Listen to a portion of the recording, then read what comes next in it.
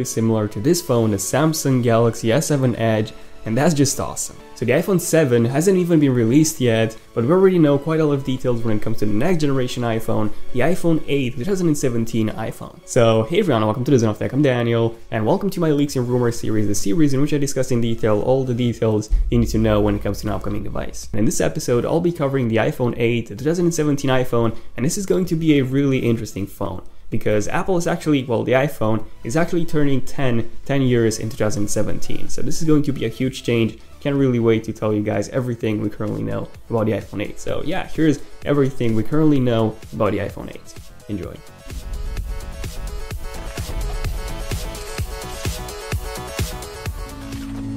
Okay, so you might have seen my final Leaks and Rumors series on the iPhone 7, and yeah, you pretty much know that the iPhone 7 is going to be pretty much identical to the iPhone 6 and 6S. So yeah, we get the exact same design as on the iPhone 6 and 6S. The only actual differences are going to be, well, the lack of the two antenna lines on the back. We're also going to get improved performance, better cameras, especially on the iPhone 7 Pro. This one will come with that dual camera sensor. Now, the biggest change is actually going to be in terms of that headphone jack going away, but other than that, well, the iPhone 7 is also going to be waterproof, but other than that, well, no big changes actually. And because of all these leaks about the iPhone 7, well, the Apple community, everyone became pretty disappointed that the iPhone 7 won't actually come with any big changes. And also because of this, Apple is going to make some pretty big changes when it comes to the next generation iPhone, the iPhone 8, the 2017 iPhone. So number one, we have the name. So in terms of the iPhone 7, we still don't know for sure if it's actually going to be called the iPhone 7. This is because there aren't enough differences between the supposed iPhone 7 and the iPhone 6 and 6S, and also a brand new number implies a brand new design, a completely new design, which the iPhone 7, the 2016 iPhone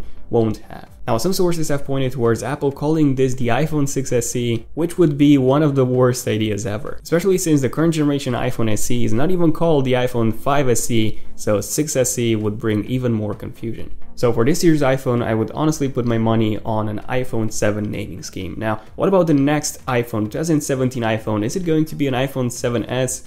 Well, most likely not. So the 2017 iPhone is either going to be called the iPhone 8 or the iPhone 7 if this iPhone is going to be called iPhone 6 SE, although I don't think so. So the iPhone 8 is most likely going to be its name. Now also keep in mind that the iPhone is actually turning 10 years next year, so Apple might actually drop the whole naming scheme and just call the iPhone, or they might just call it the iPhone X and then X1 and so on. So those two things are also possibilities. But still, I would put my money on the iPhone 8 as its name. Okay, so now that we know how it's going to be called, how is it going to look like? So section number 2, we have the design. So in terms of the design, the iPhone 8 is going to have the biggest design change yet. It's supposedly going to come with a full glass body. So that means glass on both the front and the back, which kind of reminds us of the old iPhone 4 and 4S, just a much more modern version this time. But it's not just going to be a more modern version of the iPhone 4 and 4S, and the iPhone 8 is actually going to look insane. The front panel is actually going to be curved around the edges, and we might also see a slightly curved back as well. Okay, so how do I know all this? Well, Apple has actually applied for a patent, actually for multiple patents, involving an iPhone with a glass front that curves completely around the edges. So yeah, these are the patents, and some even made some renderings based on those patents. So this just might be how the iPhone 8 will look like. Now, I personally don't think it's going to be that round and that curved, but overall it's going to be really similar to the Samsung Galaxy S7 Edge when it comes to the design. And I'm personally really excited for this. The Samsung Galaxy S7 Edge, in my opinion, is the best looking phone. I mean, just take a look at this thing. It looks insane. I would honestly love an S7 Edge running iOS. iOS is still much more fluid than Android, especially when you have TouchWiz running on top of Android. And besides this, iOS also comes with much better RAM management, so performance-wise, yes, iOS is superior. However, when it comes to features and customization, Android is still much more superior. But that's a topic for a different video. Now, the biggest design issue when it comes to the iPhone 6 and 6S is in terms of those top and bottom bezels. So yeah, the iPhone bezels are just huge. Those bezels are huge because, well, we have a huge home button that's circular compared to, for example, Samsung's home button, which is much more rectangular. So because of that home button's shape, they needed pretty big bottom bezels, and because of that, they also needed a matching top one. Take a look at the iPhone 6s Plus versus the Samsung Galaxy S7 Edge. There's a massive difference when it comes to the size of those two phones, even though they actually have the exact same display size. One of the phones is much shorter in both width and height, and you can probably tell which one. Reducing the size of those bezels or even removing them completely would make the iPhone look much sleeker and could also bring a much larger display. So we do expect to see a slightly larger 5-inch display on the iPhone 8 from 4.7 inches, and a 5.8-inch display on the iPhone 8 Pro or the iPhone 8 Plus from 5.5 inches. So a larger display but in the same form factor, this would be a huge plus. Now you're all probably wondering what would happen with a home button, where would it go? So I actually talked about this in my iPhone 7 Leaks and Rumors series, and Apple has actually applied for a patent which involves a Force Touch home button. So this will most likely make an appearance with the iPhone 7, so the iPhone 7 will most likely come with a Force Touch home button, but then Apple has also applied for a patent that involves the use of 3D Touch as the actual home button. And using 3D Touch as the home button means that you don't actually need a physical home button anymore. You would be able to just press on the screen in the home button area and it would actually act as the home button itself. Not sure how double pressing for multitasking and reachability would work. Hopefully Apple will add some capacitive buttons as well. Let me know in the comments what you think about this. But I do think this is also an issue on iOS. The back button is on the top left and some apps do support slide to go back, but not all of them. And those that do not support it, especially on the larger iPhone Plus models, well, it's pretty difficult for some users to reach the top bit. So a brand new design with a curved glass display, no home button, while the iPhone 8 is starting to look pretty awesome so far. What do you guys think about the S7 Edge's design? In my opinion, this is the most beautifully designed phone, and the iPhone 8 is going to be really similar to this phone when it comes to design. Actually, the iPhone 8 might be even better looking than the S7 Edge. I'm really excited for that. Finally, moving on to section number 3, because the design section was pretty long. Section number 3, we have the actual display. So in terms of the display technology, Apple is finally going to switch from LCD to OLED, finally. So initially, Apple was supposed to switch to OLED only in 2018, but apparently they've changed their mind for 2017 instead. So just a few months ago in April, Apple has actually signed a huge deal with Samsung, a $2.5 billion agreement. So Apple has actually ordered 100 million displays, OLED displays, for the next iPhone in 2017. And the difference between OLED displays and LCDs is just huge. On LCD displays, the pixels only give the color, so you always need a backlight, and then on OLED displays, the pixels give both the color and the brightness. And that is why only on OLED displays you can actually have that true black. Because on LCD displays, if for example you have a black background and some white text in the middle, you still need a backlight for all the pixels on the display, whereas on OLED you only need to white up the white text.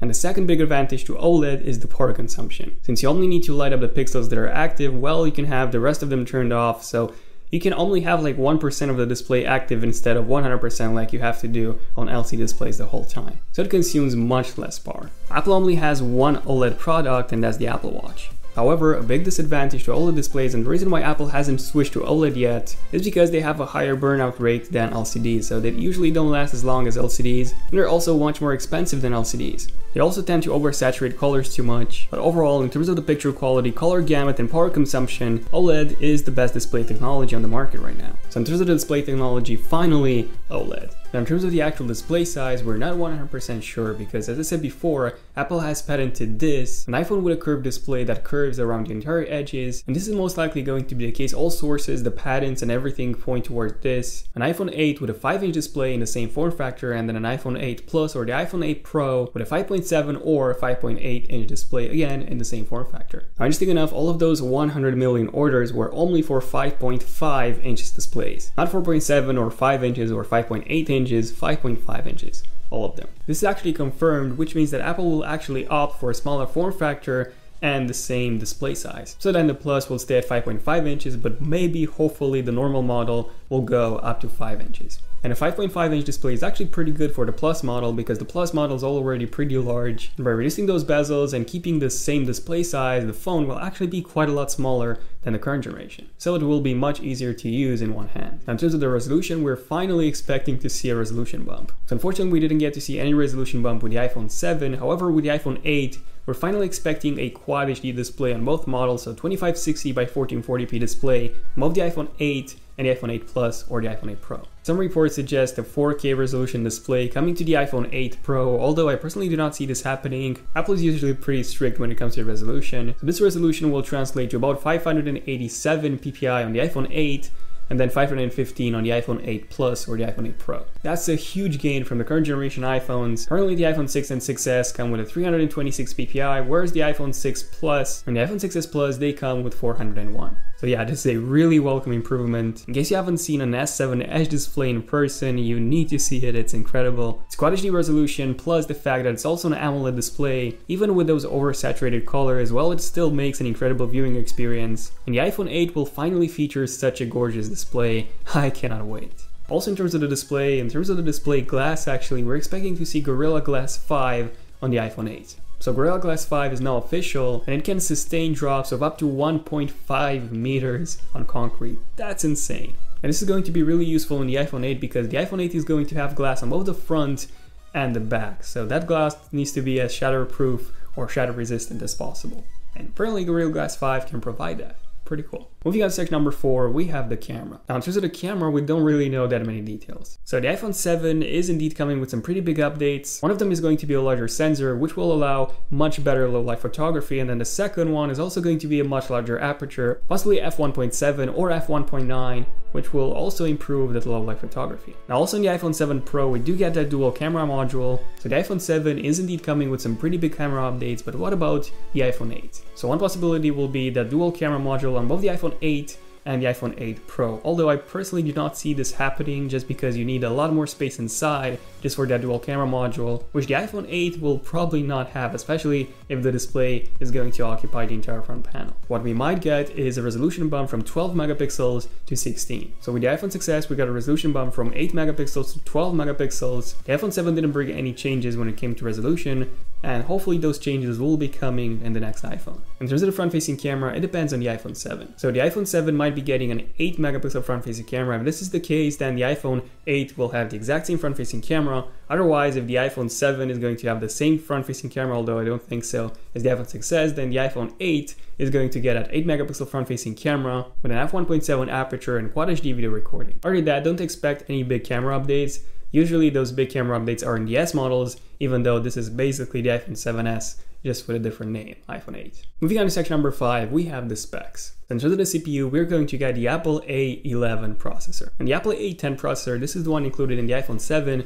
The Apple A10 processor is simply a beast. It's a 10nm process and it's also a 6-core CPU. On paper, it has the exact same performance as the Apple A9X chip, which was included in the iPad Pros. And that's just insane. The Apple A9X inside the iPad Pros is just an incredible chip. That processor is so fast that it actually outperformed my i7 quad-core CPU inside my Retina MacBook Pro 15-inch. Yeah, that's a 2.3 GHz Haswell chip. So the A9X outperformed that chip when it came to 4K video editing export time. So the Apple A10 comes with about 20% improvement over the A9 in terms of the performance and about a 30% improvement when it comes to the power consumption, since it's basically based on a 10nm process, which is smaller. While the Apple A11 is still going to be based on a 10nm process, so it's still going to have about the same power consumption, probably just a 5 to 10 improvement over the A10. And then in terms of the performance, the Apple A11 is going to be really impressive. So it's going to come with a brand new architecture just like the Apple A9 did, which means about a 40 to 50% performance improvement, and that's going to be just insane. Now in terms of the RAM, on the iPhone 7 we have 2 GB of RAM, and on the iPhone 7 Pro we're expecting to have 3 GB. Now with the iPhone 8 we're either expecting to get 3 GB on both models, so both the iPhone 8 and the iPhone 8 Pro, or 3 GB on the iPhone 8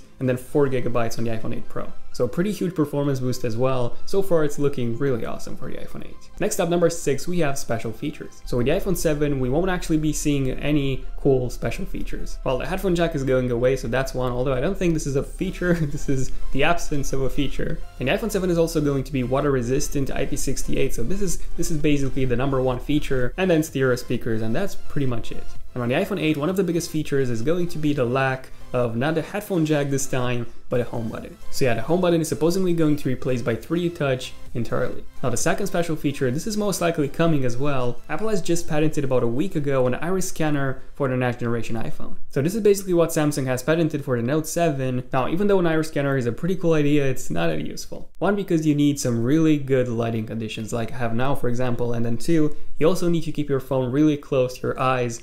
However, the advantage is pretty good. The biggest advantage is that if you have all the necessary lighting conditions, it will always work, whereas a fingerprint reader doesn't work all the time. Next up, we have wireless charging. So Apple has been working on this for quite a while. I actually talked about this in my iPhone 7 Findings and Rumors series. Apple is currently working on 2 ways to wirelessly charge your iPhone. One of them is the one that we currently have on our smartphones, where you simply have an accessory, a power adapter, and you just place your phone on that power pad, and then it charges wirelessly. But Apple is also working on a version that has much more range. By much more range, I mean about 30 centimeters from the base, and that's pretty huge. Now, in case you're wondering, charging a smartphone through Wi-Fi networks is indeed possible. Basically, a company in Japan has been playing around with this for a while now. They actually managed to charge an iPhone via case. They managed to charge about 10%, I think it was in an hour. So yeah, really slow charge, but still, it's possible. This is definitely not coming with the iPhone 8, maybe with the iPhone